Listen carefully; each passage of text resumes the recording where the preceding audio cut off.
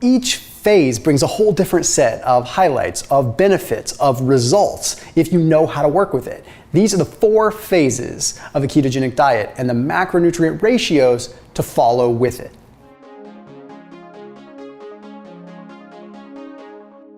Doing a keto diet to really get optimal body composition results can be divided into 4 phases. And if you kind of rotate through these phases properly, ending up in maintenance, you can have some really good results. I'll outline it at a high level here really quick. Phase 1 is induction phase or indoctrination phase, where you are trying to get your body to utilize fat a little bit better. Phase 2 is really where you start to see a lot of the aggressive weight loss. So there's some macronutrient shifts we make there. Phase 3 is the pre-maintenance phase, where you are kind of gearing up the body to get into maintenance mode. And then lastly, the 4th phase is the maintenance mode itself, where there's some specific surging of fats, where you have more fats in and then less fats that are going to allow you to get more out of it. Now, this isn't just me talking. A lot of this is my own anecdotal experience from 10 years of keto, but a lot of it is heavily rooted in science, and a lot of it is also heavily rooted in Dr. Jeff Volek and Dr. Phinney's research, which we'll talk about a little bit. But you're not here for scientific gobbledygook. You're here for pragmatic, practical, actionable steps. So let's talk about this. Phase 1 is the indoctrination phase. And most people out there are going to tell you, you need to eat a bunch of fats when you first start keto because you're trying to get your ketone levels super high. Well, there's one big problem with that. You do not have the enzymes or just the portfolio of things to break down that many fats yet. It's not going to end well. You're going to end up storing more and you're going to end up slowing down the results. You see, you need what are called ketolytic enzymes. Okay, these ketolytic enzymes are enzymes that help turn fat into ketones. And you don't have a lot of them yet when you first start. So what happens is you consume a bunch of fats and it's not going anywhere. You feel bogged down. It's one of the reasons why you might feel kind of run down when you first start. So what should it look like? Well, believe it or not, it should be lower fat in the beginning. I would recommend a macronutrient ratio about like this. I would say about 55% protein, 35% fat, and 10% carbs, mainly coming from fiber, and of that fiber, of which is soluble fiber for the most part. That seems really low on the fat side. Well, it kind of is, and I want you to do this for 4 weeks. But there's a bigger reason than just the enzymes and the ketolytic enzymes and stuff like that. It has to do with something super nerdy that's called PPAR alpha. Okay, now I'll save you the gory details on this, but PPAR alpha is like the beginning of all the successful stuff you want with keto. When PPAR alpha is activated, it activates more fat mobilization, meaning more fat gets moved around. It activates more thermic effect from that fat, more thermic effect in terms of your body temperature being elevated and burning calories. It activates more lipid transporters, the vehicles that actually bring the fat into the cell. But guess what? PPAR alpha only gets turned on when you are liberating your own fat out of the tissue into the bloodstream. It is a sensor. It senses when you're pulling fat from your tissue. If you have too much fat coming in from your diet, you are inhibiting that from happening.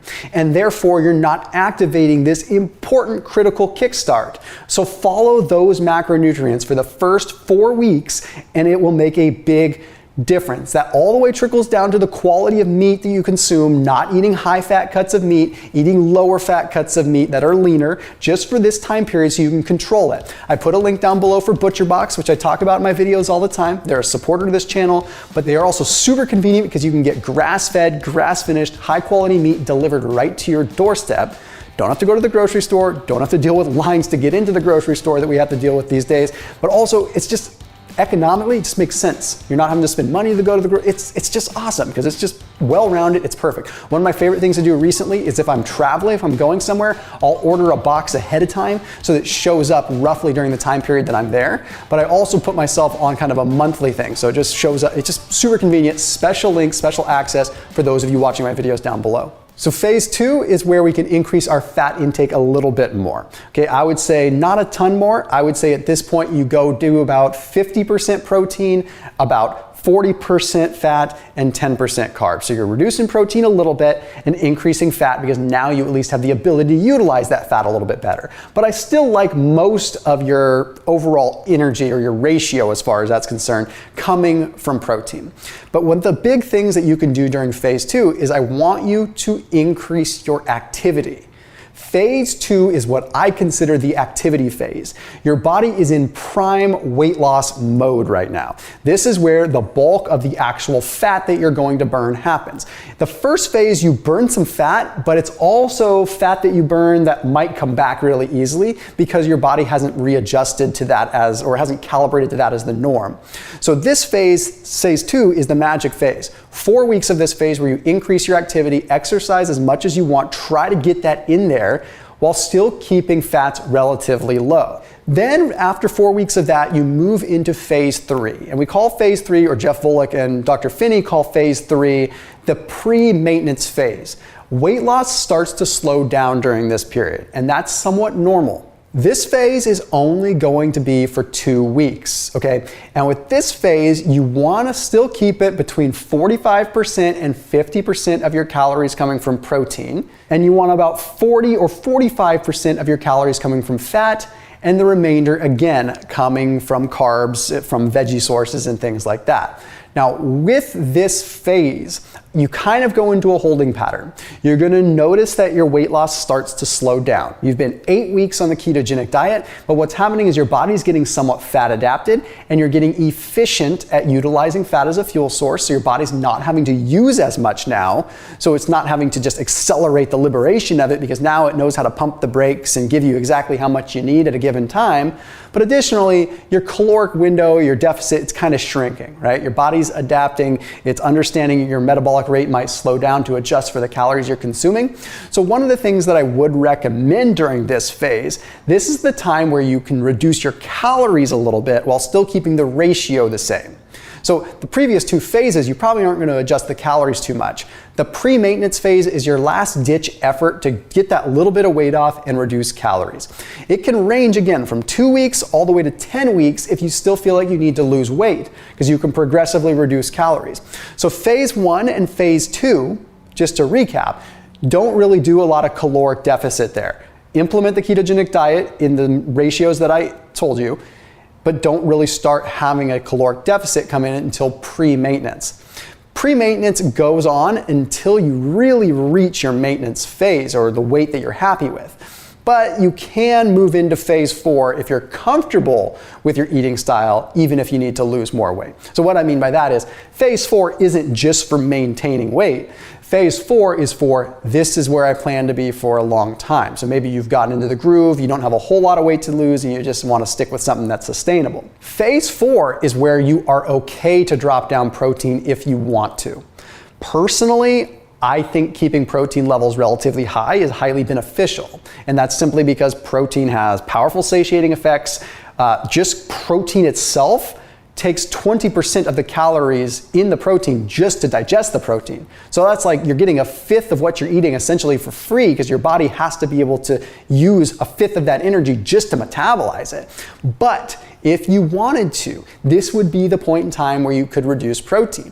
Why? Because the ketones have such a leucine sparing effect. And what that means is your ketones will help keep muscle on you even if you don't have a ton of protein coming in. You're also highly adapted to using fats at this point. So the more fat that you consume, the more energy it will probably equate to. Whereas prior in phase 1 and 2, if you had a bunch of fat, it wouldn't necessarily equate to energy because your body wouldn't have the enzyme portfolio to convert it to energy. Now it does. There's a really interesting study that was published in the Journal of Clinical Endocrinology and Metabolism that found lean individuals that would go on a 5-day sort of splurge of having high amounts of fat would ultimately end up increasing their PPAR alpha levels. Now remember PPAR alpha from phase 1? So what that means is if you need to sort of re-engage or reset and get those PPAR alpha levels up again, during this maintenance phase, you can do periods of 5-day high fat, low protein, and it kickstarts that process again. So what I would typically recommend is maybe every other week go down to like 40% macros coming from protein, 50% coming from fat, and 10% coming from carb. And you do that every other week or every 3 weeks, where you just dramatically increase your fats for a little bit and drop your protein, and that can kind of kickstart that PPAR alpha again. Now the fun thing is, it's been demonstrated to increase uncoupling protein. Okay, that means that it's going to, again, elevate that core body temperature. Uncoupling proteins are like the radiator heaters that you have in a college dorm room, right? Okay, old school heaters that they plug in and they dissipate energy from the electrical outlet as heat. Imagine that happening as far as fat's concerned. That's what's happening with uncoupling proteins. You have more of those, you have more radiators radiating heat, burning calories. That same study also indicated that it helps increase what's called pyruvate dehydrogenase. Okay, now that is something that's going to help you metabolize glucose. So let's say you have a cheat meal.